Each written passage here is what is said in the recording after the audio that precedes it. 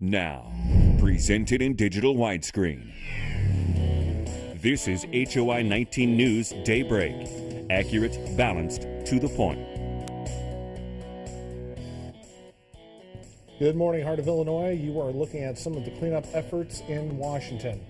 Good morning. It's 5 a.m. Welcome to HOI 19 News Daybreak. I'm Mark Welp. And I'm Gretchen Wirtz. On this Thursday, it is the 21st day of Thanksgiving, and hard to believe Thanksgiving is next week. I think it'll be a different Thanksgiving for a lot of us out there. A lot more to be thankful for this year for those that survived. And we did have a lot of survivors, and that is great to hear. Right now, let's talk about this weather here. As we get closer to the weekend, we've got some more rain today, but even flurries are not too far behind here. We'll be expecting that tomorrow. Today, though, 49 degrees for that high. Starting off pretty mild this morning in the mid-40s, but those showers will be rolling back in here. We'll have more on all this in just a bit.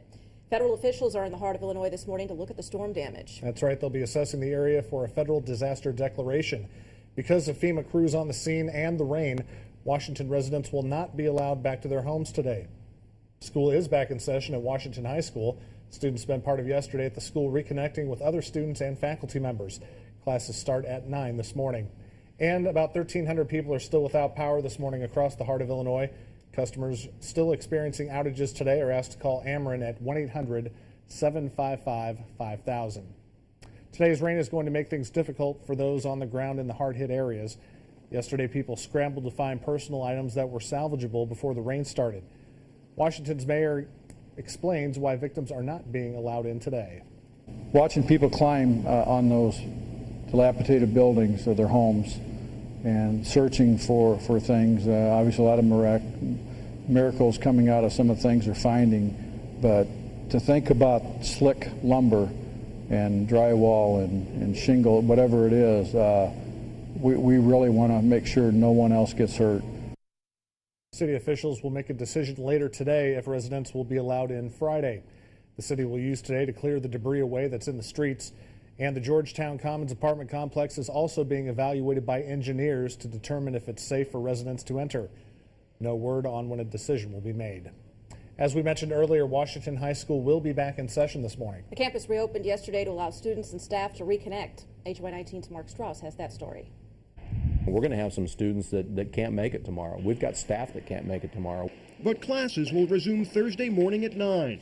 The superintendent says under the circumstances, he'll be thrilled with 60% attendance. We will be running our regular bus routes, contingent upon, as you mentioned, there'll be some areas that we can't get into.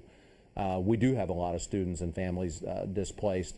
Once they know which students show up and which don't, they'll reach out to families who may need assistance getting their kids to school. As for students who've lost books or other resources in the storm, Dunnan says they'll assess curriculum as they go.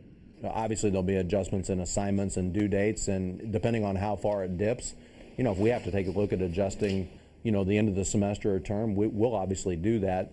There's also an emotional side to returning to school after the storm, so counselors will be available. Administrators hope to use the 4 school days left before the Thanksgiving break to get everyone back into some semblance of a routine. Every day it will continue to improve, that we will get back to a state of normalcy. But that'll take longer for some than others. In Washington, I'm Mark Strauss. Washington District 52 schools plan to open Monday. Classes will be delayed an hour. Washington Middle School will start at 9 a.m. Classes at Lincoln Grade School will begin at 9:20.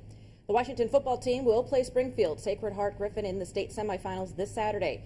You can watch the game on our sister station, My 59 WAOE, starting at 1 p.m. And we're asking you to support the victims of the tornadoes Friday by wearing orange. We're cheering on the Washington Panthers and rallying around all the communities affected by the devastating storms. Be sure to post your pictures of you and your friends and coworkers wearing your orange, and we'll show them off next week. Personal items from the Washington tornado are being recovered about 100 miles away. Ripped photos and tattered scraps of paper are some of the remnants found in Seneca, Illinois. One person started a Facebook page to reunite people with their lost items. It helped to track down the owners of this picture. The local Chamber of Commerce is also collecting personal belongings in a drop box. We want to help, but we certainly don't want to be in the middle of the action and be in the way. Their homes, their cars, their clothing can be replaced, but these memories and these photographs, these personal effects can't be replaced. Items collected at the Chamber will be transported to the heart of Illinois twice a week. Those items will be on display beginning today at the Morton Public Library. People affected by the storm can look over the lost treasures during regular business hours. A huge thank you goes out to everyone in the heart of Illinois this morning after a tremendously successful telethon last night for the Red Cross. Almost $800,000 was raised in just a few hours during Help on the Home Front.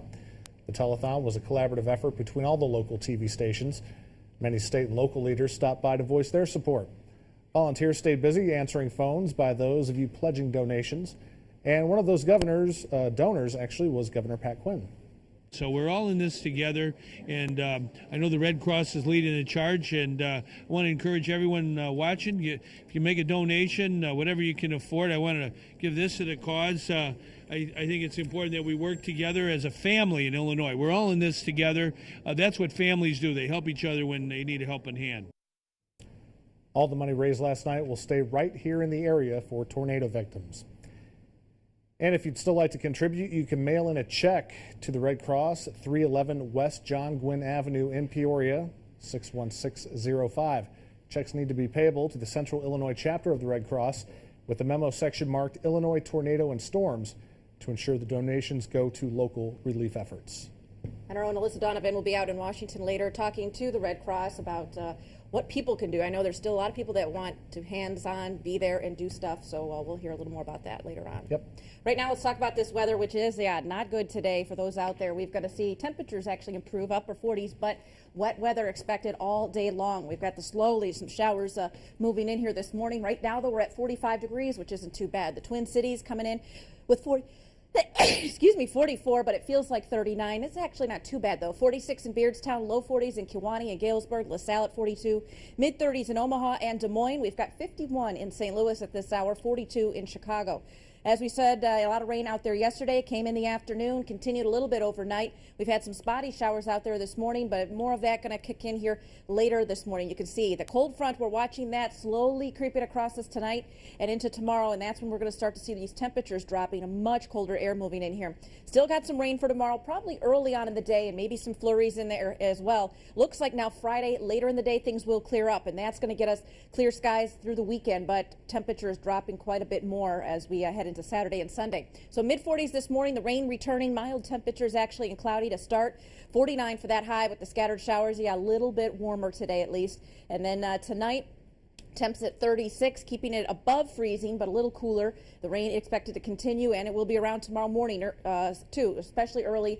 And the showers could mix in with a few flurries later in the day. 40 only for the high and windy. Saturday, sunshine, but 30 degrees for that high. That's it. Overnight temps will be dropping into the teens. Sunday, even colder. We're looking at just 28 degrees for that high.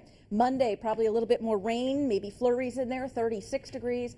Tuesday and Wednesday, back to sunshine with highs in the mid-30s. So it's going to get a lot colder after today. Not good either for those that have to be out there for many hours at a time. Okay, let's take a look at this morning's riddle of the day. All right, for some tickets to the Festival of Trees, here it is. Which U.S. president brought the tradition of the Christmas tree to the White House? Christmas tree trivia this week. Which U.S. president brought the tradition of the Christmas tree to the White House? Think you know the answer? Send it right here, Daybreak at HOInews.com. And coming up here right before 7, we'll pick 2 lucky winners. That's right. Each winner gets 2 passes to the Festival of Trees. You can check that out this weekend, right? Yeah, that's Friday, happening. Saturday, Sunday. Yeah, you can go any day you want and check out all the pre-made-up Christmas trees. A lot of them have cool themes, unique stuff that you've probably never seen before. And you can bid on them to buy them and take them home as is. That's a good deal. All right, later on in the show, we make whiskey and drink it in our last Daybreak Do My Job. But first, it's time to seize the deal. Go to CINewsNow.com. Get a $120 voucher for a stress-relieving session from Hypnotherapy in Bloomington for only $50. You're watching HOI 19 News Daybreak with Mark Weld and Gretchen Wirtz with Storm Team 19 Weather. This is HOI 19 News Daybreak. Accurate, balanced, to the point.